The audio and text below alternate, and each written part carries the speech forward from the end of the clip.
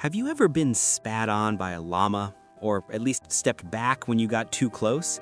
Because if, at that moment, it pinned its ears back and slightly stretched its neck forward, it was actually giving you one last warning. Most people see llamas as calm, gentle, and even slightly comical animals. But the truth is, llamas are far more strategic than you might think. And yes, their spitting isn't a bad habit, it's a highly intentional behavior. So why do they really spit?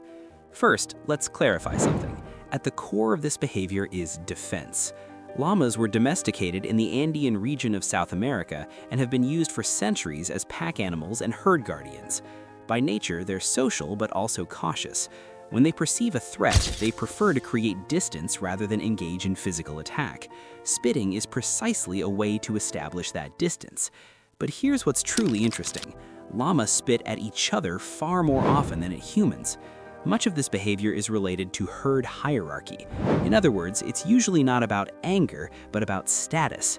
When food is distributed, space is shared, or during mating season, if two llamas face off, they often try to assert dominance by spitting instead of fighting physically. It's actually a very intelligent system. Energy expenditure stays minimal, the risk of injury is low, and the message is clear. I'm here and I'm not backing down. Let me open a small parenthesis here. Most of us think of spitting as a simple reflex, but in llamas it's a form of communication. First comes body language. The ears go back, the eyes focus, the neck slightly extends. If the other party doesn't retreat, then the spit comes. In other words, it's the final stage. And here's another detail many people don't know. A llama doesn't always spit just saliva. In more serious situations, they can expel partially digested stomach contents. It's foul-smelling and highly discouraging.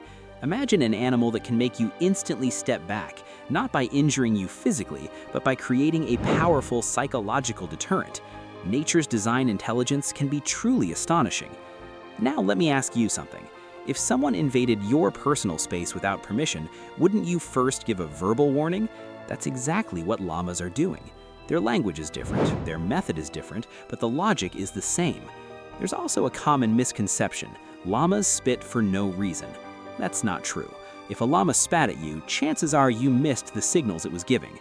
Animal behaviors are rarely random, especially in herd animals. Communication tends to be highly systematic.